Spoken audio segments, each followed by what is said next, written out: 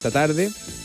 Él es el fundador y dueño de la joyería Mozo, que está cumpliendo 30 años desde su fundación. Él iba a ser abogado, pero finalmente no fue abogado.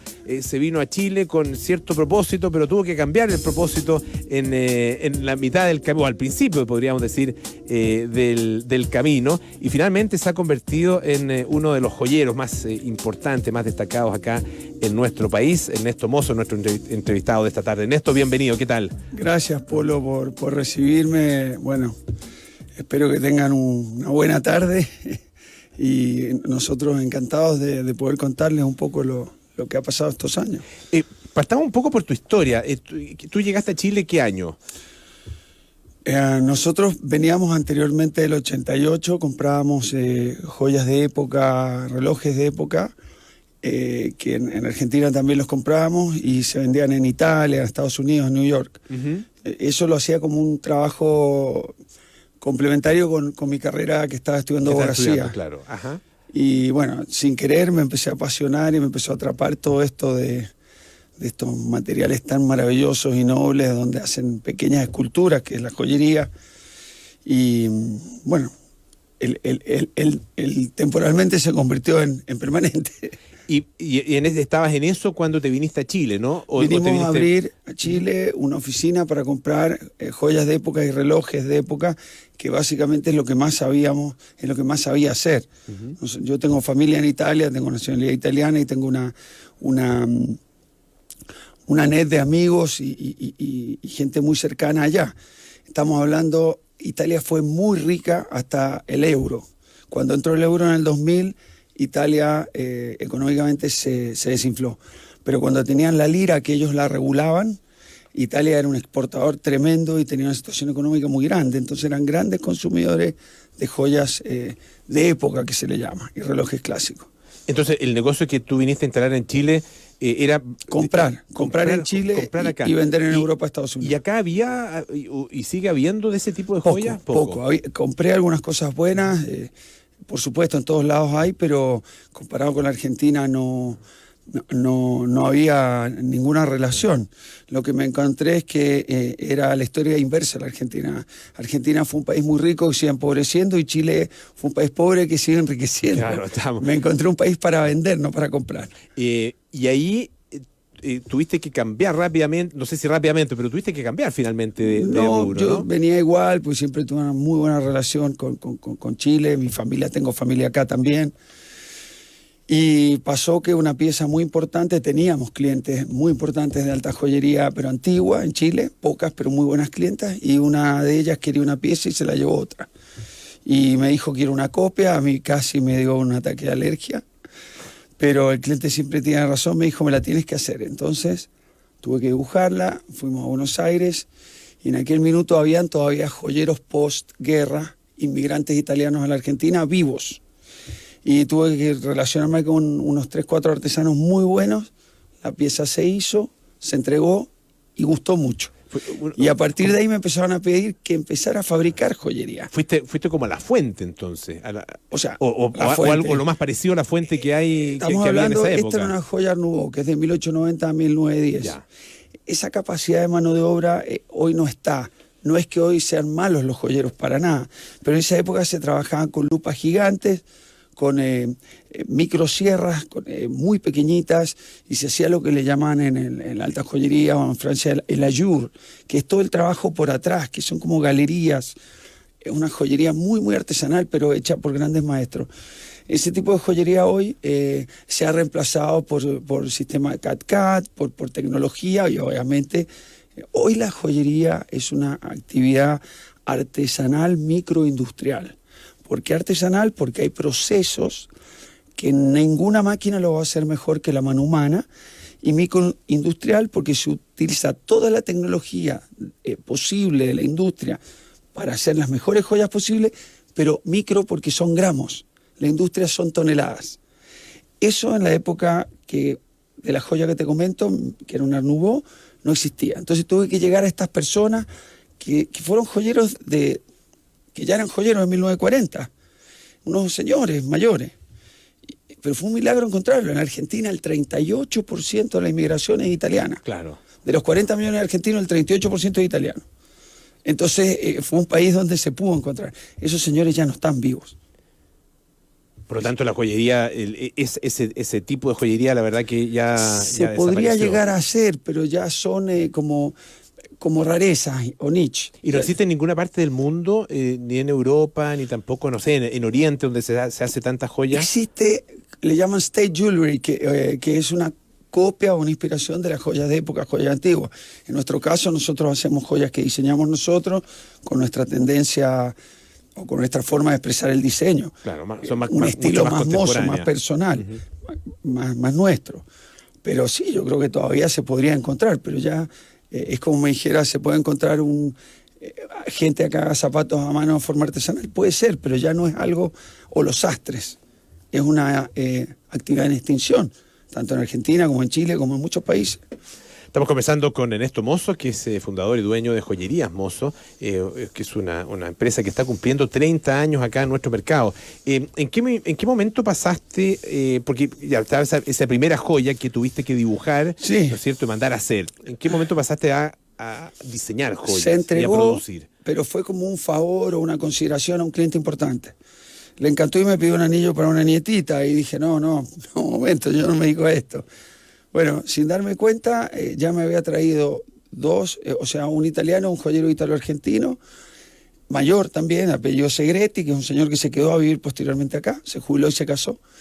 Y llegaron dos joyeros chilenos muy importantes, estamos hablando General Holley, alrededor de los 90, principios de los 90, cuando era la calle de compra de lujo por excelencia en Chile, que era pituco, General Holley. Y no solo pituco, era romántico, cerrábamos de 2 a 4, claro, se comía en la casa y se dormía siesta. Claro.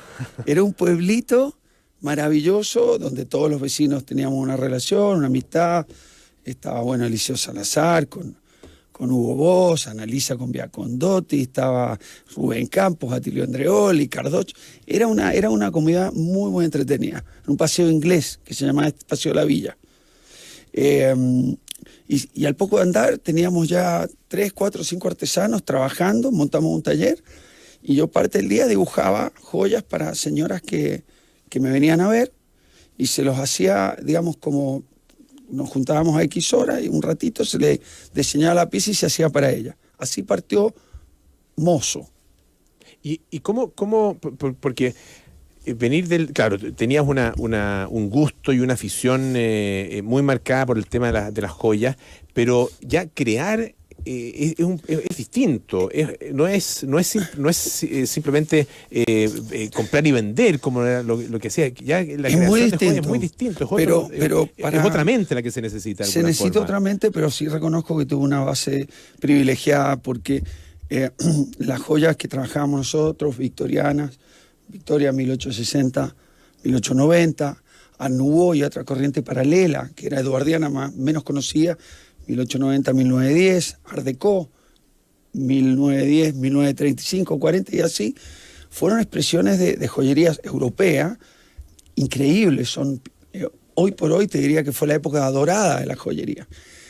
Y ese tipo de joyería, entre la copia y el original, hay una diferencia muy sutil, muy pequeña. Y si te equivocaste y en vez de ser un original es una copia, pierdes mucho dinero. Entonces tienes que desarrollar 6, 7, 8 sentidos de entender que si el pulido fue por la erosión del tiempo o por una pulidora, etc. Eso me dio una sensibilidad muy buena para poder fabricar nuestra joyería, hacer los encamisados, las partes internas. Es como si hubiera trabajado en alta costura, no sé, en Christian Dior o en una gran compañía europea y después hubiera hecho mi propia ropa. Hay una base. Y tuve la suerte que la Argentina, de 1984 hasta el 90, compramos cantidad de joyas de altísimo valor, de Cartier, Van Cleef, Pomelato y otras manufacturas. Tuve en mis manos muchas piezas muy buenas. Y eso obviamente cuando vas a hacer tu propia línea, en tu cabeza quedan todas estas soluciones técnicas o estándares de calidad. A mí eso me ayudó en lo personal muchísimo. ¿Cómo has visto la evolución del gusto crecimiento de las chilenas, de los chilenos en cuanto a joyería durante estos 30 años? ¿Qué ha pasado? ¿Qué ha pasado con el mercado por una parte, pero también qué ha pasado con los consumidores? Cuando llegué a Chile en 1988, era un pueblito, era una provincia con mucho futuro y muy grata. Yo la pasaba. De hecho, hay partes de ese Chile que extraño muchísimo. Pero en términos de mercado era un mercado mucho más chico. Y los usos y costumbres eran chilenos. Hoy por hoy, el chileno con cierto poder adquisitivo, y todos los chilenos en general, tienen absoluta conciencia e información de qué está pasando en el mundo, gracias a Internet. Los viajes se democratizaron. Hoy viajar al extranjero no es caro. En aquella época era mucho más caro. Apareció la mujer, que se emancipó económicamente a fines de los 90. Las primeras clientas era muy entretenido, elegían algo y me decían, bueno, ahora guárdamelo, yo voy a pololear a mi marido, voy a ver cómo... Eso ya no se ve, la mujer que quiere algo se lo compra. Empezó a llegar gran cantidad de marcas internacionales de muchísimo prestigio. Están todas las grandes marcas de automóviles del mundo en este país. El parque automotriz de Chile es una cosa increíble. De las marcas de alto rango, alemanas, inglesas, en lujo, en moda, en ropa, está Louis Vuitton, Hermès, Hermesino Seña, Dolce & Gabbana. Es como otro país, no tiene nada que ver. Obviamente hoy el consumidor ya tiene otro estándar, otro conocimiento. Ya no compito solo con mi vecino, compito con Estados Unidos, con Rabat en España, Barcelona, con Londres. Nuestros clientes de una cierta situación pasan parte del año fuera del país.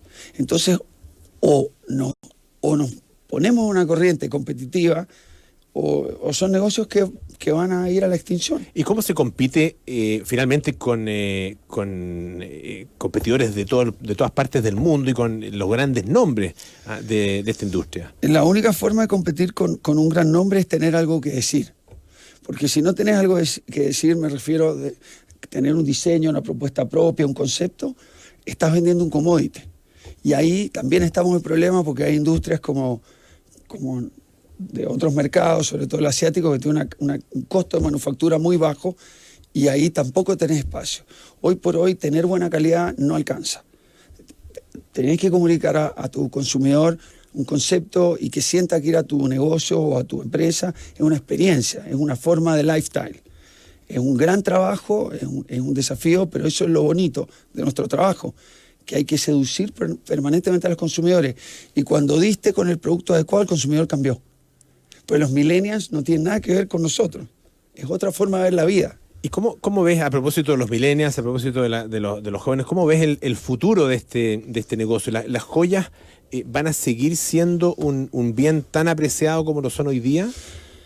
Vamos a competir con mucho más rubro. Hoy una joya compite con un viaje, con un auto de lujo, con incluso una Mac. En un regalo a una niña. En la época de mi madre, incluso hasta en mi época, el regalo para niñita era el anillo de los 15 años o, no sé, en las bodas de los distintos años de matrimonio mi padre regalaba joyas. Hoy sigue, gracias a Dios, existiendo eso, pero se ha generado una competencia a otros rubros. La gente de repente opta por otra cosa, por una cartera de un gran diseñador en vez de este año una joya en Pascua. Pero también tenemos una parte del negocio donde atendemos las necesidades de las personas. Por ejemplo, un novio que se va a casar necesita un anillo, porque culturalmente en estos países como Argentina, Chile, el novio regala un anillo como anillo de compromiso que simboliza el compromiso con la mujer que se quiere casar toda la vida. Ese no es un evento entre el novio y la novia, es un evento familiar, donde participan y están presentes hermanos, padres, madres, suegras. En ese tipo de casos es un consumidor que necesita un... Claro, no lo puede reemplazar por un viaje ni por una cartera. No, ahí no. Y los aniversarios de matrimonio de la gente que actualmente son nuestros grandes clientes, que en 10, 15 años ya no van a estar comprando y tenemos que captar a los que vienen.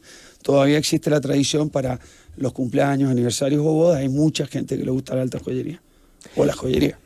Ernesto, te queremos agradecer muchísimo que hayas estado esta tarde con nosotros. Ernesto Mozo, fundador de Joyerías Mozo, que este año está cumpliendo 30. ¿Qué van a hacer algo especial para este cumpleaños, no? Sí, vamos a hacer bueno, aparte de que un lugar que tenemos de la familia, vamos a hacer un torneo de polo y... mira, muy elegante. Y sí, porque es un deporte que me gusta mucho y bueno, lo hemos compartido siempre con amigos y clientes.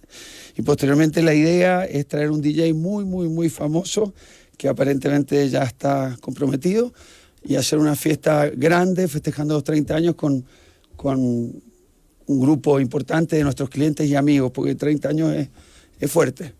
Para cualquier negocio, para cualquier actividad. Ernesto, muchísimas gracias. Más si soy el fundador, así que... Más aún. Eso, muchos años. Sí. Gracias, Ernesto, que estés bien. Un placer, Polo. Muchísimas gracias y a tu disposición de acompañarlos cuando quieran hablar de estos temas que a mí en lo personal también me apasionan. Que tenga muy buenas tardes. Hoy vamos a escuchar un poquito de música.